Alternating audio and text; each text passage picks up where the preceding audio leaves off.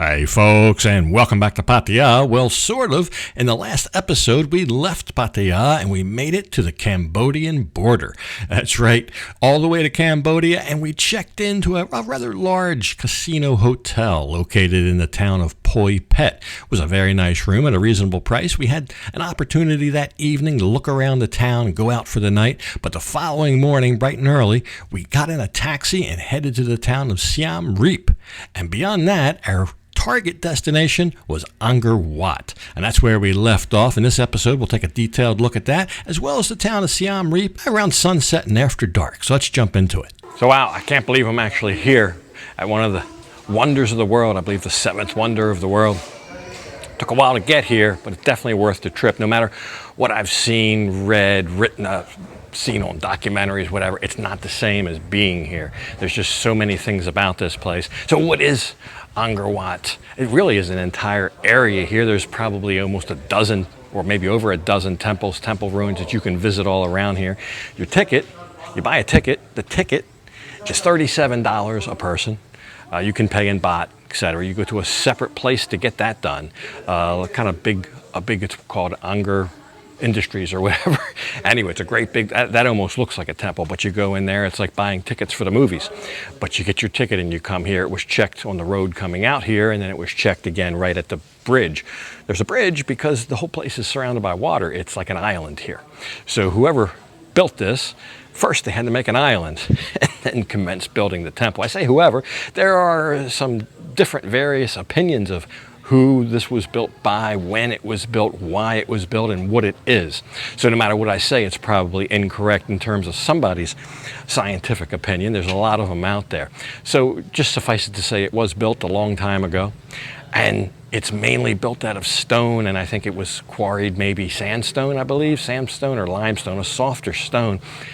And I guess the theme of this whole place, the carvings, there's just carvings everywhere you look. In fact, on the sides, there's these angels carved. There's a word for those. I think apsaras, which coincidentally is the name of our hotel. But these apsaras, there's over 3,000 of these carved in there, and they're all different. And even there's hallways that just go on forever with these carvings, and you look close at these carvings, especially some of the ones that have been protected from the elements out of the maybe the wind, the rain, etc. And they really have, it's just like something you've never seen before. They almost look laser cut, very fine detail. And a lot of them look similar and different patterns, but they're not. There's subtle differences to each one, even the way a head might be tilted up or down in one of these figures that are carved on the walls. It's just amazing, and it goes on and on and on here. I'm only about halfway through here, but I thought I'd just stop before my cell phone battery ran out, but I'm gonna continue filming as long as I can. It's just so much here. It's wonderful. It's definitely worth the price of admission. Lan was kind of taken aback. She said, well, I'm Thai. Why do I have to pay full price? She's used to that with the Thai dual price system. I said, well, here you're a Falang just like me. She had to kind of wake up to that. It was kind of interesting. But some of these big blocks here, quarried, I think maybe about 30 miles away from here, and I don't know how heavy, but you see how big these are, and I can show you they're put together.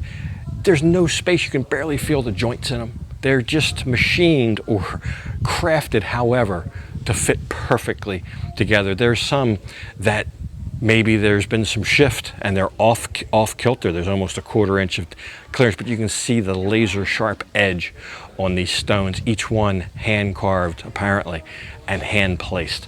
Just like I said, it's like stuff you've never seen before. But it's a wonderful place. There's a wall, there's like a big moat. It's very grand. It's very grand. So I'm happy to be here, and the weather has cooperated. But inside, it's always a degree or two cooler inside. It's very hot walking around, climbing. They've fashioned steps like you see behind me for the most part, these wooden steps so you can get around and without damaging what's left of this. That's kind of the other theme of this, knowing what was original and what's been like repaired, restored, renovated, whatever. Sometimes it's kind of a fine line there. It almost ruins it. I wish it wasn't repaired. I wish it was just all in its original state, in a more ruined state, without cement filling in gaps and things like that, so you could really see kind of get a better idea what it maybe looked like if you look at it with soft eyes. But the carvings, and they're everywhere. The carvings are even on the base of the temple and on the pillars and on the door jambs and everywhere. Some of them almost look like wallpaper. The pattern's that perfect.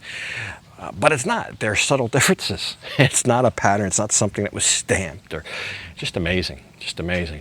And to think what it must have been like walking down some of these halls on these great big stones that have been laid and basically walked smooth over the course of the years, thinking about, well, who else might have walked on these, how long ago?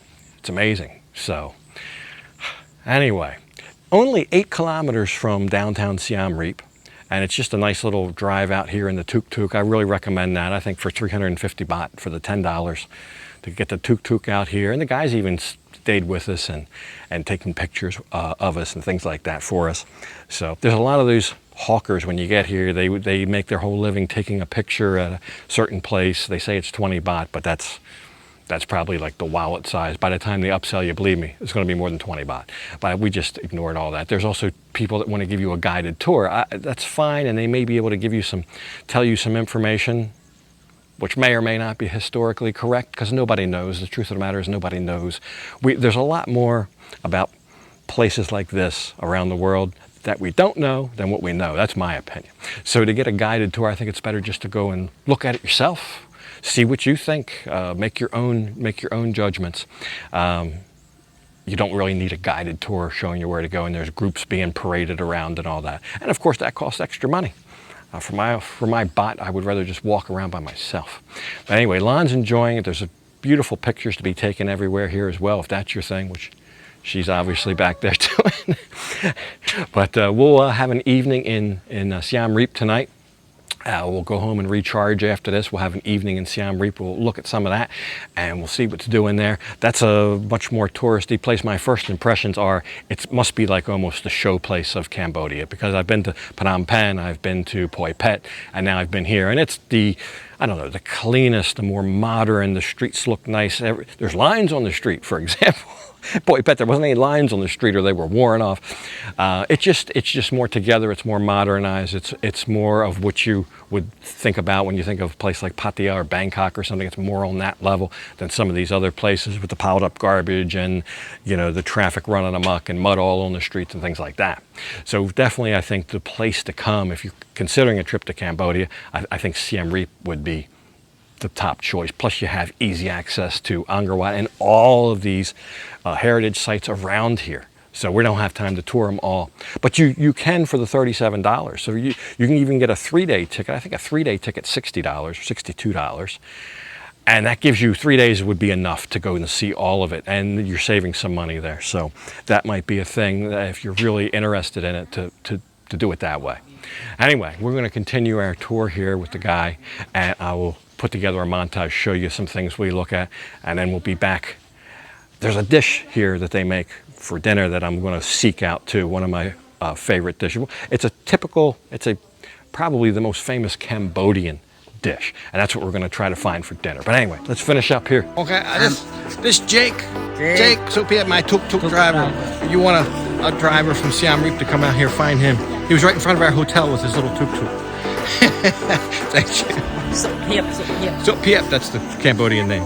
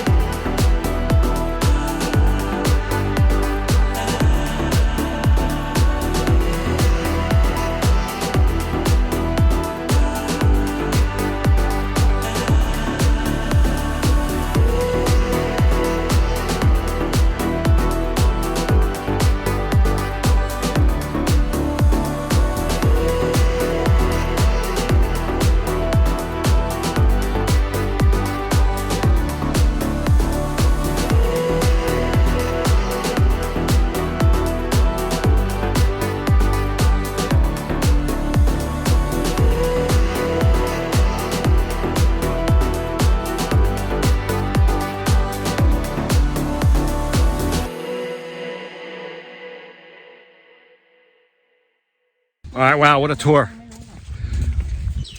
But it's hot. It's hot and tiring and hard on the feet walking on all these stones. Another slight oversight is we didn't bring any water. Should bring a bottle of water. We're both parched. So we're gonna get some water before we get back in the tuk-tuk. But you need a bottle of water. It's a long trek and it's hot.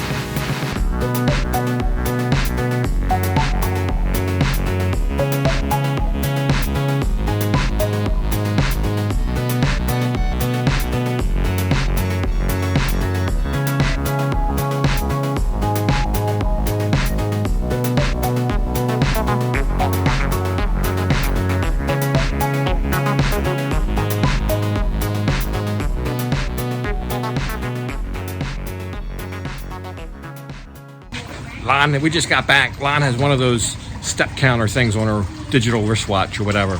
7,300 steps just through Angkor Wat. Just pulled out back. Here's got my name on it. I guess it's about 2 o'clock by now. We had quite a day. So quite a day. I never actually went in the pool.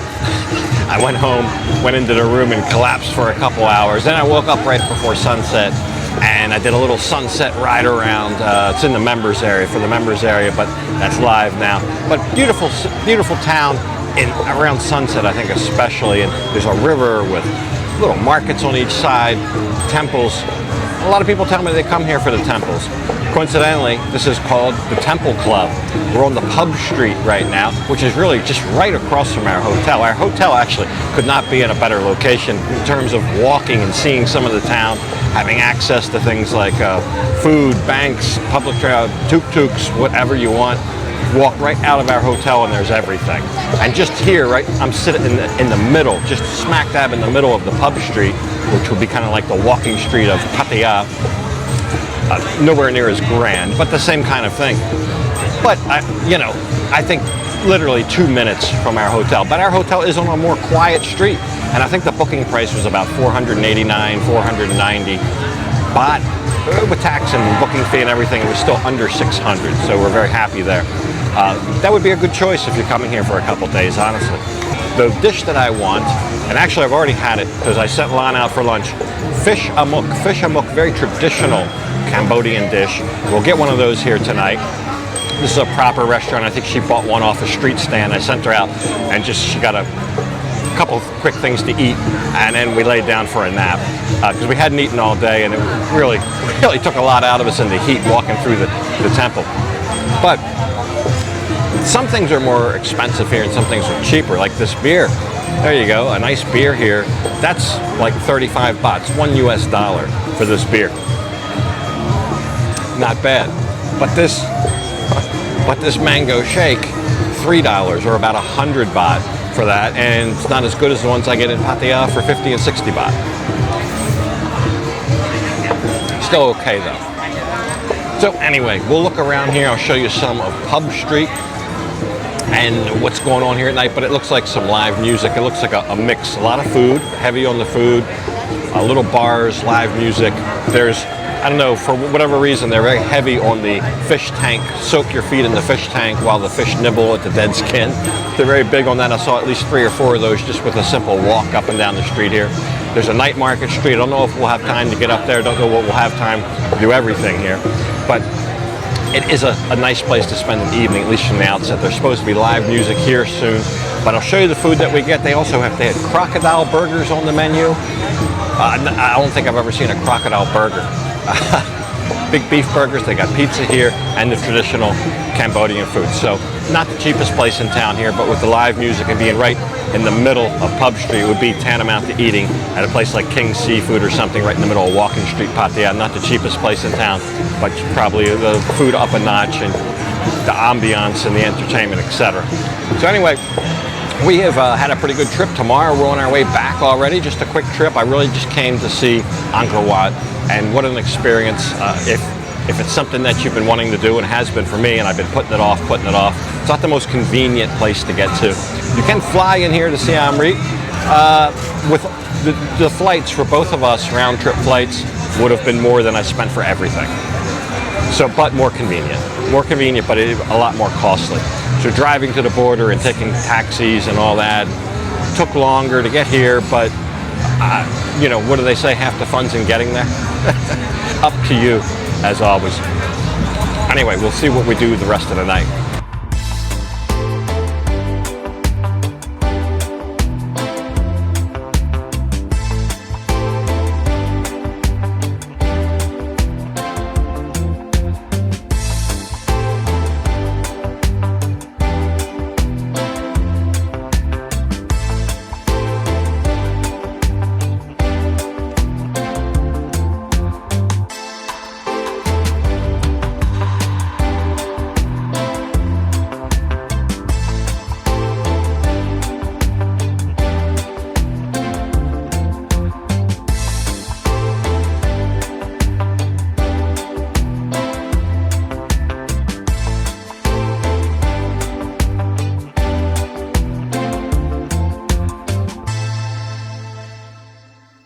So yeah, great evening. Great place to spend the evening here in Siem Reap. We found this little, I don't know, what do you call this, fresh rolled ice cream stand.